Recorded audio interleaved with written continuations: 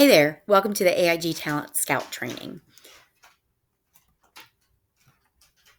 I am Dawn Grady, and I am going to be helping you figure out how to scout out that talent that's located in your classroom. What makes a child gifted and talented may not always be in the good grades in school, but a different way of looking at the world and learning. Chuck Grassley with a little bit of improvisation by me. I completely agree with this statement. There are students out there who they might not always earn good grades, but they have gifts and talents that we need to uncover. So I want you to imagine an average AIG student. What do you picture? Do you see, a completely organized student? Do you see somebody who gets straight A's?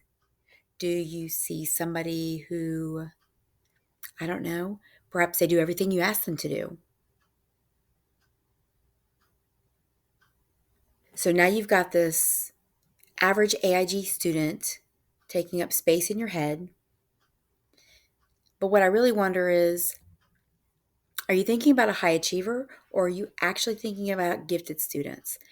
Many times I've been guilty of the same thing, that we mistake high achieving students for giftedness.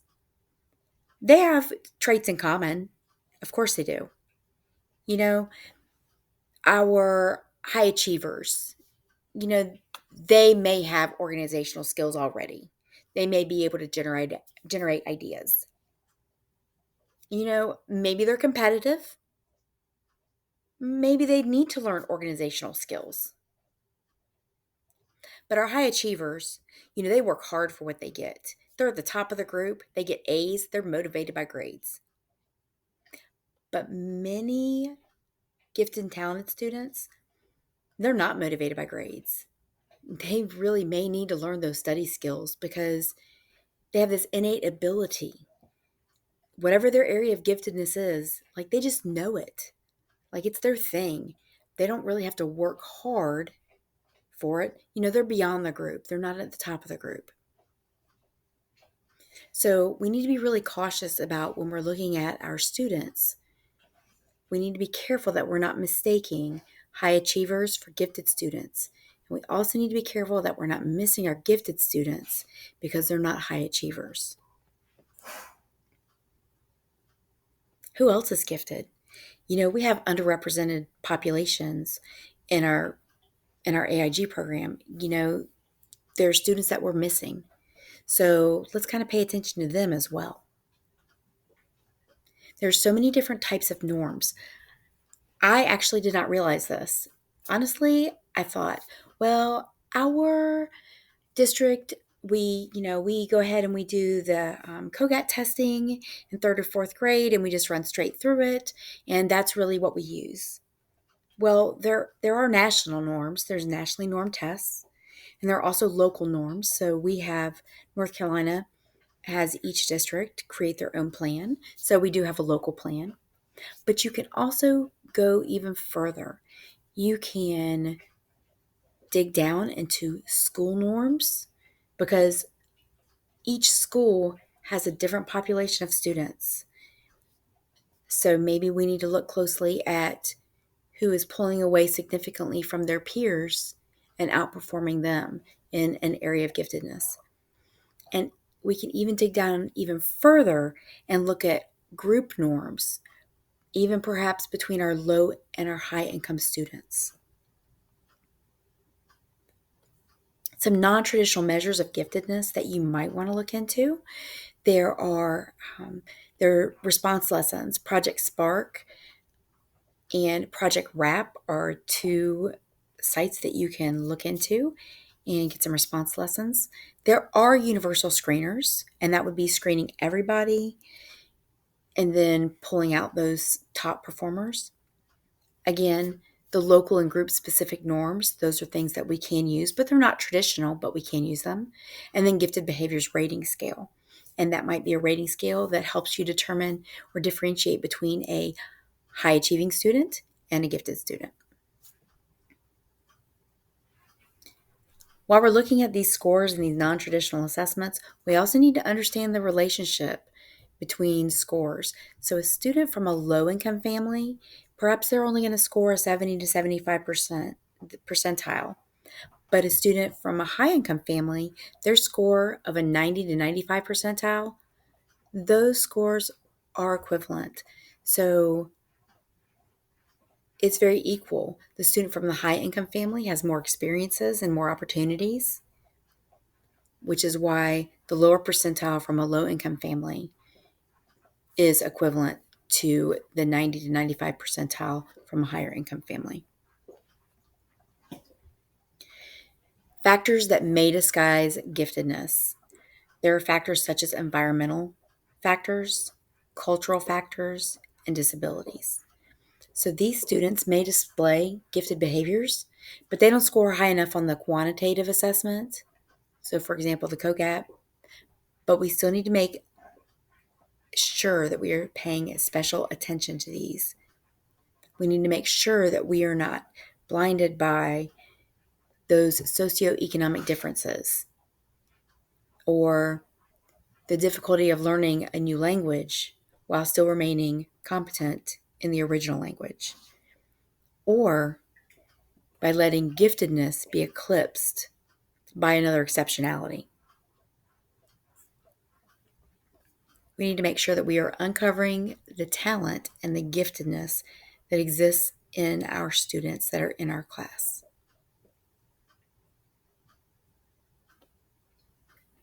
Now, other things that can help you identify AIG students, but also things that we need to address. We need to address the needs of the AIG students. So, Dabrowski's overexcitabilities. It's kind of a funny word, but the overexcitabilities, I want you to think back to some AIG students that you have personally taught before. And I'm wondering if you might see any of this in them, or if you might see some of these overexcitabilities in some of the students that are in your class right now who have not yet been identified. So there are 5 areas that gifted students, now they don't have to display any of these sensitivities.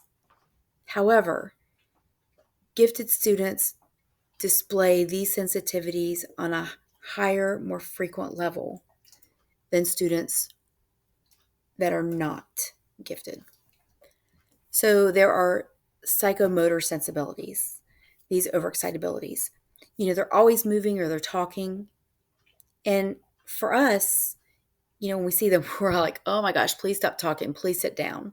When you find yourself saying to this as a student, we do need to think about, we need to allow time for physical movement and conversation. But could that be a sign that perhaps the student is actually gifted? Think about it. And I broke these down to the bare minimum. This is like the lowest level. There's so much information out there about these overexcitabilities. So sensual overexcitabilities. This is sensory issues. It has to do with the 5 senses. These students, they can be overstimulated, tags, noises, etc. So, make sure that you're limiting that negative stimuli, but also provide spotlight or like the limelight time, like maybe a one-on-one period of time. Those students really can come out of their shell at that point because they're not overwhelmed and they're getting that one-on-one time. And that can help nurture your AIG students. But if you have a student who's seeking that out, think to yourself, is this an indicator of giftedness? They're intellectual overexcitabilities. And this is a student who seeks to know and understand. They're the ones that ask why all the time. Teach them how to find answers. And if they're asking why, they might be getting on their fellow classmates' nerves, or they might respond inappropriately. So you do need to think about teaching them how to interact with others. So don't tell, hey, let's not tell our friends that that's a stupid idea. Let's see how we can reword that. Their imaginational overexcitabilities. These students, they're creative, they're imaginative, and sometimes they don't know where imagination stops and reality begins, or vice versa. Teach them how to use imagination educationally. They don't have to organize their binders like everybody else. Teach them how to do it in a way that excites them. Maybe they love color. Maybe that's their thing. Maybe that's their jam. But teach them how to incorporate imagination into their educational life. So before they embellish a story, have them write down just the facts and then be creative with it. And then the last overexcitability is emotional overexcitabilities. This one, several of the sites that I read, they specifically mentioned that complex emotions were really one of the things that parents noticed frequently. These are our sensitive students. They react strongly one way or the other. Something that's going to help them is to teach them how to anticipate and handle situations. So prior planning. Okay, if something like this happens, how are you going to respond? But if you have a student in your class who has strong emotional responses, think to yourself, could this be a student who has not been identified as AIG? I appreciate your time. If you have any questions, please contact me. I love to talk about education. This is my jam. I enjoy it. And I am still in the process of learning all that I can about AIG students. So I am always willing to hear your thoughts, comments, and questions. And if I can improve in any way, I'd love to hear that too. Thanks so much.